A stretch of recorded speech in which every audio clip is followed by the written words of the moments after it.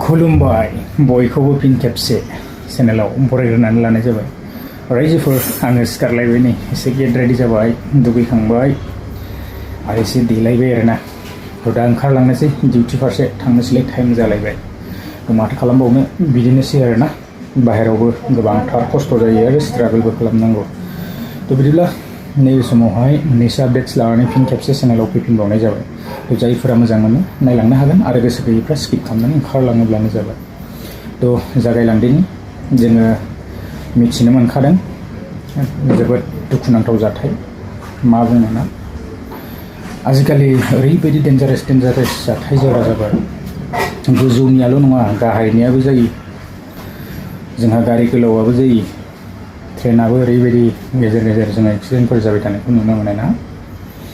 गाखोनो गिनाय मोनलायलाङो आजिखालि बिदेशआव थांलाय फैलाय खालामनो। माबे समाव मा जायोना जेबो गेरेन्टि गैया। जोङो नुनो मोनदों ओरैबायदि दुखुनांथाव जाथाय ना। जिथुनाखि आहमेदाबादनिफ्राय लन्दन फारसे थांनाय दाखालिनोबा जालांनाय जाथाय जानांगौ। जितु जोंहा बिमाना बेबायदि दुर्घटना जाबाय बा एक्सिडेन्ट जाबाय ना। ओरैबायदि दुखुनांथाव जाथाय, बेवहाय फ्राय गोबाङानो रुंसारि जालांबाय आरो बिनि गेजेरनिफ्राय सासेल' बेबायदि बासिनानै फैदों। बोरै जानो हाथावना एथबां उखुन्दै खुग्लुंजोबनायनि गेजेरनिफ्राय सासे बासिनानै फैबाय आरो 200निबो सायाव माखासेफ्रा बेबायदि थैनो गोनां जादों। जोबोद दुखुनांथावना। जायो आजिखालि बिदिनोसै। मबाइलनि जुग, आवगोलनि दिनावबो जायोमोन जानाया, नाथाय आजिखालि जोङो बांसिन जानायखौ नुनो मोनो। फ्राय आरो मबाइलनि दिन जाहैबाय, इन्टारनेटनि दिन जाहैबाय, थाबैनो गोसारोना। जोङो बांसिनै नुनो मोनो आरो।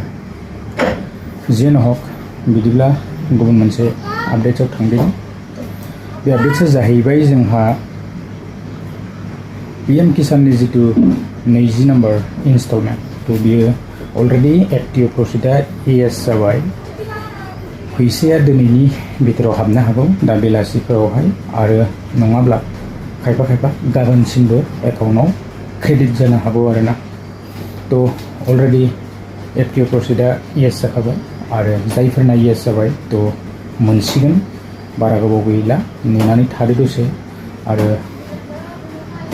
जोङो रेडि जानानै थाखायोब्लानो जाबाय आरोना फैसाखौ लानो थाखाय। हाबोब्ला दिहुनदो। बिदिब्ला रायजोफोर बारा गोलाव खालामला, आपडेट्सआ बेखिनियानोमोन। नेक्स्ट भिडिअ लोगो मोनगोन। गोजोन्थों, बाय बाय।